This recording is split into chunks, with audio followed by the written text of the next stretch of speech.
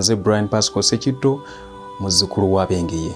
Amagezi muliro mu nsi eno ng'otoba mu katubaganira awo ng'ozimba obulamu wakati w'olutindo lw'oteekawo okulabika ng'otoba ogende mu maaso n'obulamu obupushinge waliwo abantu b'olina okuba nabo mu bulamu obwo oba mu bulamu obwa bulijjo abakwongerako mu haso eyo gy'obeeramu.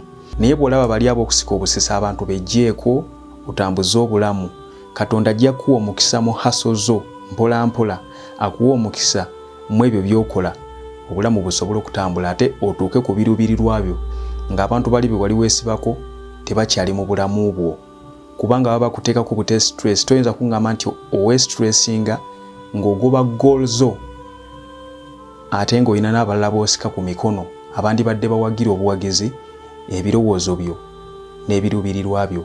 Olwo nno gwe obulamu bujja kutambula nga weggyeko emigugu gino egy'abantu aboosika obusisi. Obulamu butambule, Katonda ajja kukukuuma mu mbeera zonna. Amagezi muliro, PBS TV nga bulijjo nze Brian Pascal Sekitto muzzukulu wa Bengeye. Abankumira takuumira mpeera Ssaabasajja Kabaka wa Buganda awangaale.